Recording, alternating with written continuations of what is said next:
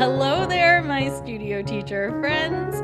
Welcome to the Beyond Measure podcast, your weekly dose of solidarity and acknowledgement of all the human elements that play out in our work as music teachers.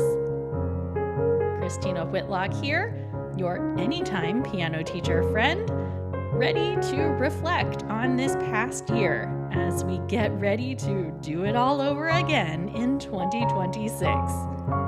Today, I'm sharing notable highlights from 2025, personal, professional, and all the things in between. There's a lot here to unpack, so let's get on with the show. You are listening to episode 243 of the Beyond Measure podcast. At the end of every year, I try to take myself on a date where I sit down with a good cup of coffee and reflect on the events of the past year. I scroll through my calendar, flip through my day planner, and look back on photos from throughout the year. From there, I keep a bullet point list of everything I notice. How much travel did we do? Was it a good year for spending time with friends and family? What projects did I actually accomplish? Basically, it's a bird's eye view of the year that shows me where my time went. If you've never done something like this, I would highly recommend it. We all know how quickly life is moving, and it's important for us to stop and take opportunities to reflect on where our attention has gone. Since I always enjoy hearing these types of summaries from my favorite podcasters, I thought I would join the ranks this year and give you a little peek behind the scenes at what my life has looked like this year. So let's start with the podcast, shall we? I released 44 episodes of Beyond Measure this year. That's not quite as many as I normally release in a year, but I'm counting that as a strange kind of victory because I think I've done a better job of recognizing that it's okay to take a week off every now and then. The audience for this show has grown significantly. Now, podcast numbers are notoriously impossible to track accurately, but it is clear we are growing over here, and that is great. I published the 200th episode of Beyond Measure last January, and if you ever find yourself looking for a quick start guide to this podcast, that episode, number 200, features a one-line summary of every episode of the show up until that point. So that's 200 podcast episodes, each one summed up in one thought. It was fun to put that episode together, and I'll probably do it again when we reach 300 episodes. I will link that show and all of the other episodes and things I'm talking about in today's episode in the show notes. In case you're curious, the most downloaded episode from this year was episode 229, which was titled, Cheers to the Real Role of Practice in Lessons. That's not really all that surprising because any episode I publish on practice always gets a lot of views. So that episode was part of a series I did in August about all the things that distract us from doing our best teacher work. I really liked that series of episodes from the fall, and it appears you did too, because those episodes, 228 to 231, those are all some of the best performing episodes of the entire year. Now, there are many episodes I'm proud of from this year. I mean, all of them, really. But there are a few that stand out above the others. Those that drummed up the most audience response from you were episode 235, Cheers to Reconnecting with Music, and 213, cheers to receiving questions as feedback. As far as my favorite episodes, I have to say I really enjoyed hosting the second annual Summertime Conversation Series this year. I had 6 conversations over the summer, and I thought they were all terrific. So thank you again to Leela Viss, Jason Sifford, Florence Phillips, Jana Williamson, Elizabeth Davis Everhart, and Diane Heidi for joining me in June and July. Producing conversation episodes is a totally different beast than producing a solo show.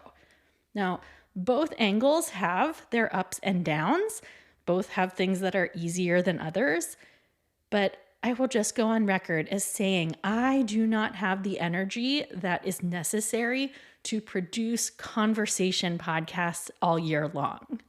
But I do really enjoy shaking things up in the summer months and chatting with my all-star teacher friends then. 2025 saw a lot of other fun developments in my work with teachers. First, I finally got more serious about redesigning my website. That's ChristinaWhitlock.com. And at the start of 2025, I decided to start pouring some real attention into changes I needed to make. It's far from done, but I am choosing to celebrate the fact that I am ending the year in better shape than where I started. So cheers to that, right? I also started 2025 with a rebrand of my weekly e-letter. What was once One Thought Thursdays became Piano Teacher Confessions. I wrote 29 piano teacher confessions this year. You can find all of those at ChristinaWhitlock.com/blog. Now, because piano teacher confessions are different topics than the podcast, writing a weekly confession plus the weekly podcast proved to be a tough rhythm to maintain. I was doing great for the first half of the year, but then I definitely struggled to keep up with the confessions this fall. Now, Piano Teacher Confessions has a really special place in my heart. Writing really is my favorite medium, and I pour a lot of time and emotional processing into those Piano Teacher Confessions. I will also say, for posterity, that there were multiple times this summer at NCKP that I had to pick my jaw up off the floor when people who I have long admired told me how much they enjoyed reading Piano Teacher Confessions. Like people who I had no clue even understood I existed, let alone that they were on my email list and were reading my work. It just blew my mind. Now, speaking of NCKP, I would be lying if I didn't say that conference was an absolute highlight of 2025. I was selected to present for the online iteration of NCKP in June, as well as the in-person iteration in July. And yeah, that opportunity to see and meet and hang out with so many of you was just next level this year. I always love a conference, but that was really special, guys. Special thanks to my roommate, Kate Boyd, otherwise known as the Piano Prof on YouTube, for being brave enough to try sharing a room with me for that week for the first time. I think we did great. I also met with more teacher consult clients this year than ever before, and I don't know, I just count myself so fortunate to be in a position where I can help you gifted teachers better reach your communities. We've worked together on all kinds of things, like building policies, improving lesson structure, working through tough teacher emotions, strengthening our understanding of theory and harmony, technique, sight reading, rhythm, articulation, like all the teacher things. What fun it has been to watch teachers grow before my very eyes. I mean, I just love that. Overall, this year saw a record number of speaking opportunities for teacher groups at local, state, and national levels. I also zoomed into several piano pedagogy classes, which is awesome because I miss working with college students. In case you haven't figured it out by now, spending time with other teachers is one of my favorite things on planet Earth. So I am thrilled to be able to connect with so many of you online and in person. And as I'm talking about speaking gigs, I feel the need to give a special shout out to the piano teachers in Cincinnati, Ohio. They are the best, and I got to spend 2 really big days with them this year. I did a 3-hour workshop with the Southwest chapter of OMTA this fall, and last January, the Keyboard Teachers Association of Greater Cincinnati asked me to come out for a master class when their original clinician wasn't able to do it. It had been a few years since I'd received an invitation to give a master class, and oh my goodness, it was just the best day. I've said it many times before, but I am a total masterclass snob. Like, a good masterclass clinician has to be able to engage the performer and the audience, right? Both at the same time. And I feel uncharacteristically sure that I was able to accomplish both of those feats that day.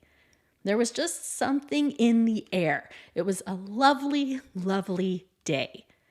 Great musicians, excellent repertoire, solid teaching, and really attentive and engaged audience members. It was just great. Sometimes I feel as though I've pigeonholed myself into this realm where I talk a lot about teaching, but people don't actually see me teaching. That Cincinnati Masterclass experience helped affirm the fact that maybe, just maybe, I can break out of that mold one of these days and get more eyeballs on my actual teaching. Now, speaking of eyeballs, here's something that wasn't awesome this year. I started 2025 with a vision of putting regular, consistent content on YouTube. I started a series called Really, Really Quick Piano Teacher Tips, and, well, it didn't last very long.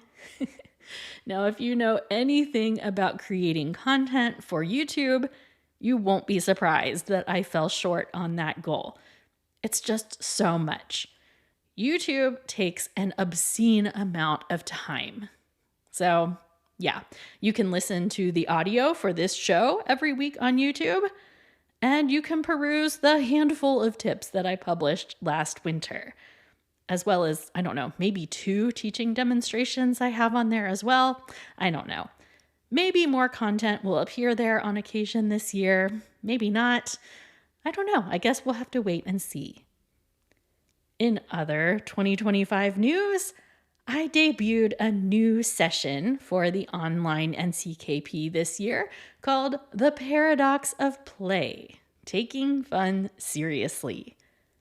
I tumbled so far down the rabbit hole on the research of play that I decided to record a version of that session and offered a live watch party in August.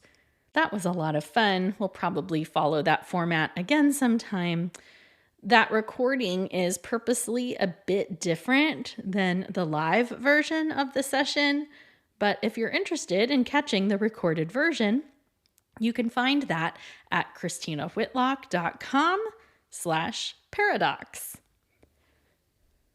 That was one fun new offering for teachers, but as far as working with teachers is concerned, nothing in 2025 tops the fact that I was able to hatch a vision and put it into action alongside one of my very best teacher friends, Jana Williamson. In case you missed it, Jana and I led a cohort of teachers based around intermediate piano teaching this last fall, and it was very well received. We walked a group of wildly insightful teachers through the second volume of Janine Jacobson's book, Professional Piano Teaching. It was an intense 10 weeks, no doubt. But, oh my goodness, it was fulfilling on all the levels. We loved spending so much time learning alongside our colleagues in the course. We loved the excuse to dive deep into that material. It was simply a wonderful experience all around. We were determined to keep that study limited in size because we didn't want anyone to feel lost in a large group of people. And that actually meant closing our enrollment early because the response was so enthusiastic. At the end of the course, we gave our participants a completion survey, and they ended up rating the experience overall a whopping 4.93 stars out of 5. 4.93 out of 5. I will take it. That really felt great. We loved it. Our participants loved it. This 2025 intermediate piano teaching cohort, total work highlight of this year. It was lots and lots and lots and lots of work behind the scenes, but it was totally worth it in the end. And it's great to be able to say that. By the way, we do plan to run another cohort next fall. So if you are interested in hearing more about it, I will leave a link in the show notes for you to sign up so you can get notified first. So those are all details from my beyond measure work life. And I will just say my studio work life is also going along pretty swimmingly. I downsized my student roster to 34 weekly students this year, which was significant. At this stage of my life, I'm just happier giving more of my attention to fewer students. It's just a better fit for how I want to show up in my students' lives. I also released my waitlist this fall, which is a task I have been putting off for literal years. I realized I had no plans to bring on any new students this year, and I couldn't even see a likely scenario where I would want to bring on any next year. So there was just no reason to keep 60 plus families on a wait list. So bye-bye, they went. Now, as I put all of these thoughts together, I realize I am painting a very rosy picture of 2025. And I mean, that's good because it really was a great year. But make no mistake, it was also a really tough year. We all know there is a lot of heavy stuff going on in the world, a lot of questionable things going on, and it takes its toll. I am also parenting kids ages 9 and 15, and wow, there is a lot that goes on at both of those ages. I am fortunate to have hit the jackpot when it comes to children. They are both incredible, but even good kids are challenging. There are these undeniable biological shifts that take place at these ages, and the growing independence and the emotional regulation or lack thereof, and all the life milestones. It's all so much. Plus, to be fully honest, this fall left me struggling more with anxiety than ever before, which ended up being a great catalyst to help me find a terrific therapist. Don't get me wrong, I'm fine. We are all fine here. But facts are facts, and it's important to acknowledge the realities that live between the highlight reels. Okay, I don't want to leave you on that note, so let's talk about books. Yay, books! I liked everything I read in 2025, but here's my top 5 in no particular order. First up, 4,000 Weeks by Oliver Burkeman.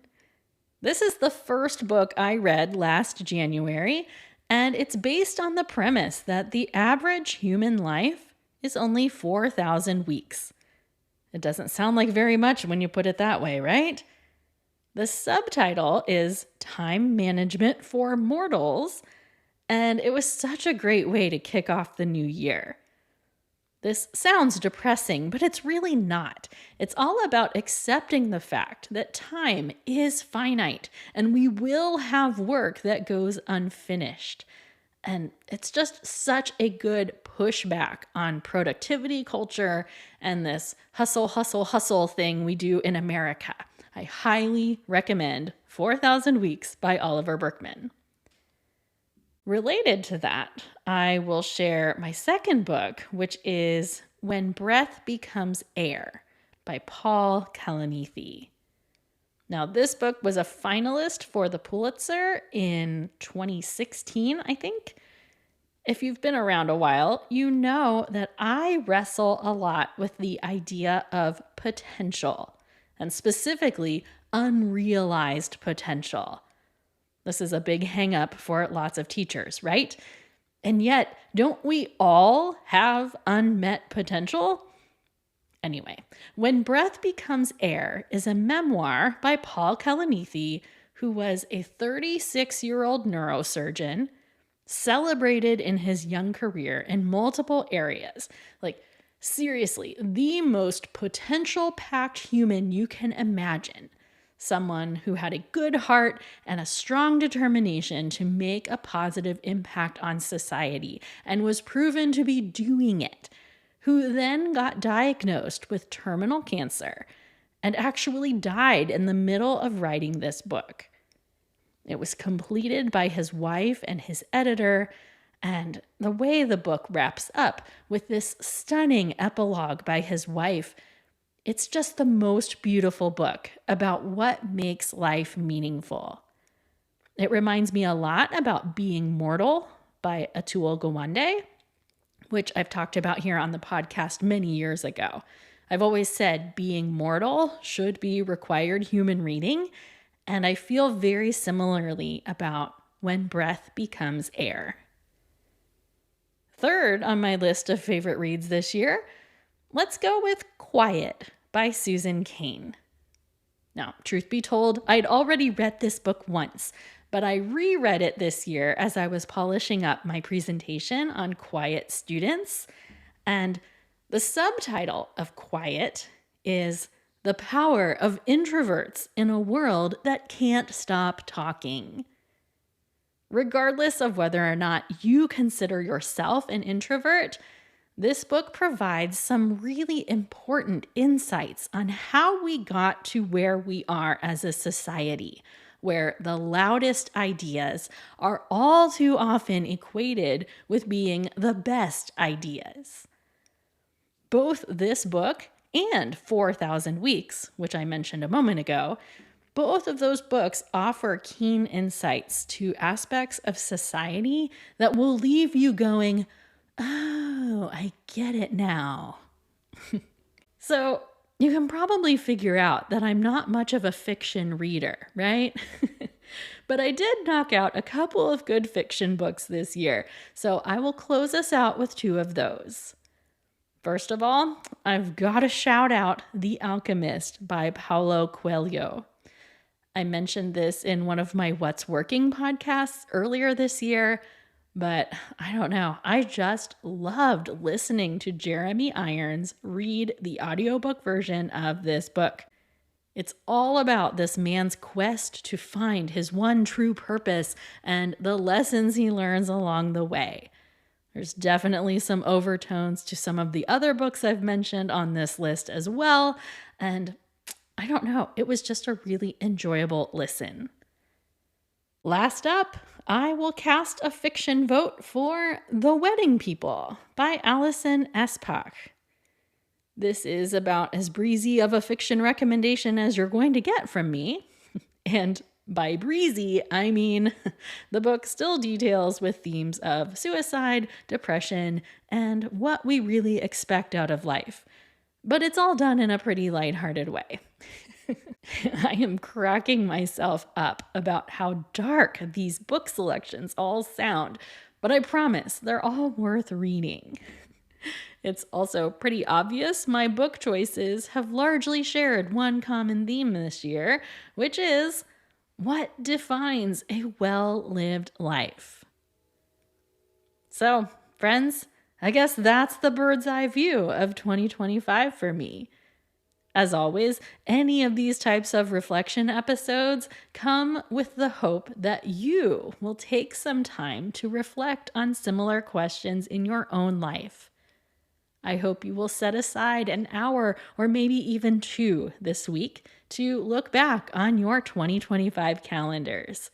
Scroll your photos, read your journal entries, scan through your sent emails, or track the number of times you went to lunch with a friend or volunteered at your kid's school. Whatever it takes to account for how you spent this year.